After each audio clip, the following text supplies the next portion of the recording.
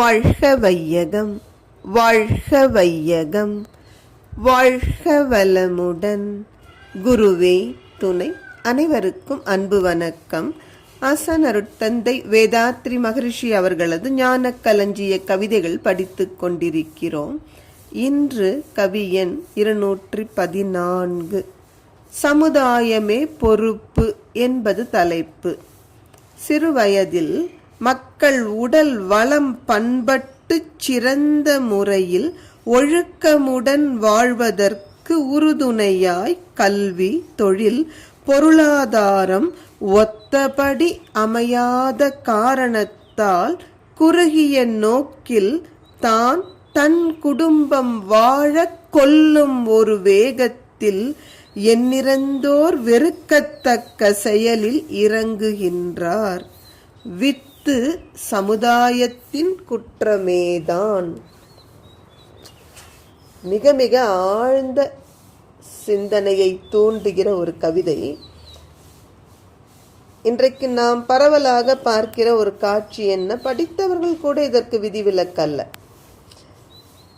அவர்கள் மிகவும் சிரமப்பட்டு படித்து ஒரு உயர் பதவியில், இன்னும் சொல்ல போனால் பல்கலைக்கழகத்தில் ஒரு ஆசிரியராக, பேராசிரியராக, கல்வித்துறையில் உயர்ந்தவர்கள் கூட எண்ணத்தில் தன்னுடைய கல்வி என்பது தனக்கும் தன் குடும்பத்திற்கும் நன்மை செய்தால் போதுமானது என ஒரு சிறு வட்டத்தில் இயங்குகிறார்கள். அதன் காரணமாக போட்டி, பொறாமை, எல்லா நன்மையும் தனக்கே வரணும் என்ற எல்லை கட்டிய மனநிலை. இதற்கெல்லாம் என்ன காரணம்? சின்ன வயசிலேயே இந்த குழந்தைகள் வளரும் பொழுதே அவர்கள் உடலையும் மனதையும் பண்படுத்தி வளர்த்தனும். ஒழுக்கத்தோடு அவர்கள் வாழ்வதற்கு பயிற்சி கொடுக்கணும். ஒழுக்கம்னா என்ன? யாருக்கும் துன்பம் கொடுக்காத வாழ்க்கை முறை.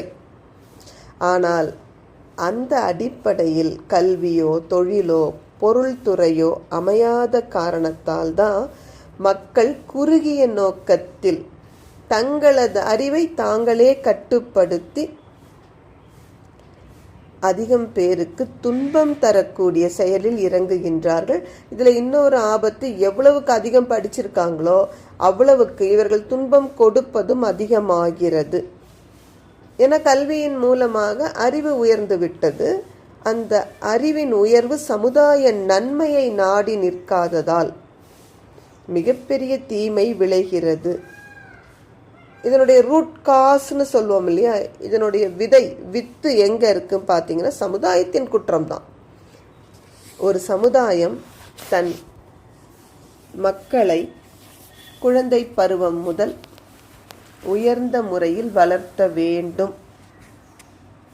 இதுதான் ஒவ்வொரு சமுதாயத்திலும் உள்ள அறிஞர்கள், சிந்தனையாளர்களது மிக முக்கியமான முதல் பொறுப்பு.